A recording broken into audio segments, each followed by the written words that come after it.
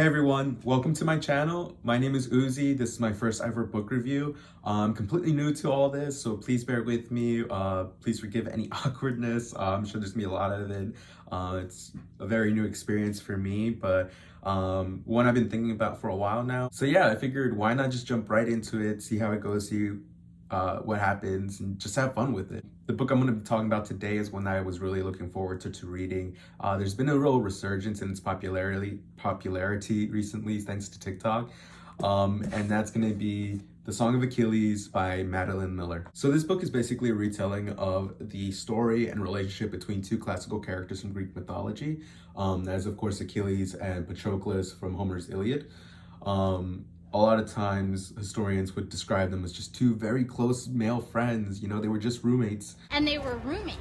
Oh my God, they were roommates. But Madeline Miller, she wasn't about that. She decided that this was a story that really, theirs was a story worth telling. Hey, you haven't returned any. You are gay!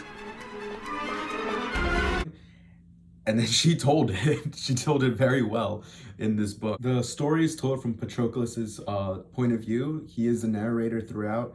The first half deals with their upbringing, how it is that they came to meet, the formation and growth of the relationship between the two boys, as they're sent to be trained by Chiron, this centaur who has been training previous kings and heroes of this world. The second half follows Achilles and Patroclus when they're older and follows the events of the Trojan War.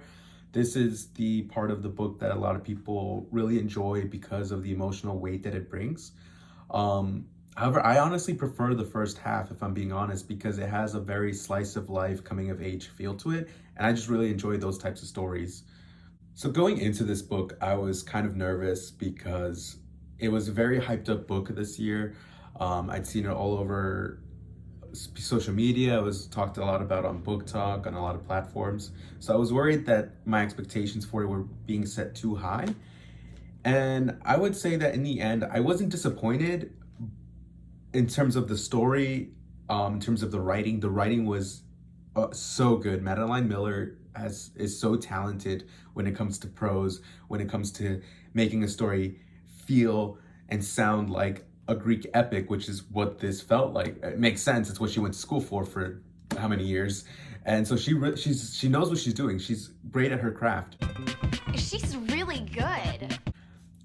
The part that kind of fell short for me was the emotional impact. For me personally, I did not find the book as devastating, as emotional as a lot of other people did. And I'm sorry to say that I know that's not a popular opinion.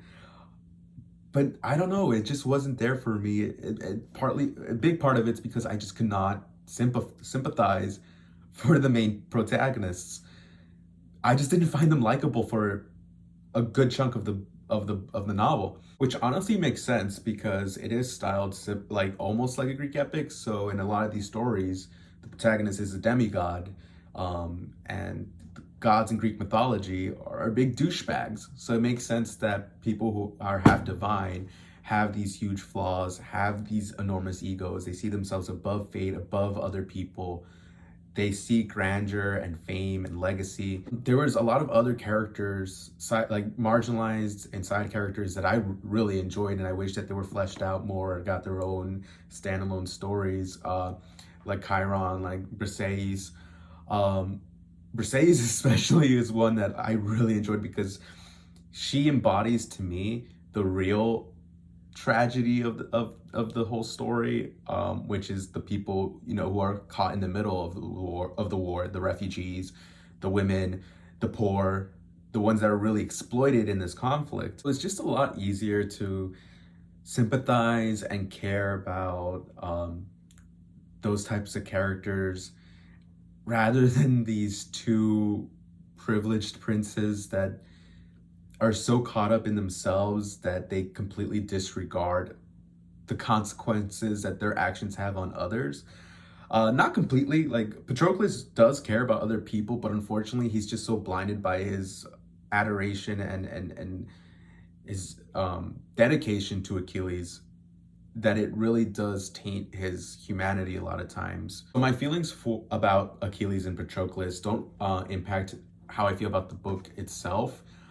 It's just the reason why for me, the emotional weight wasn't there.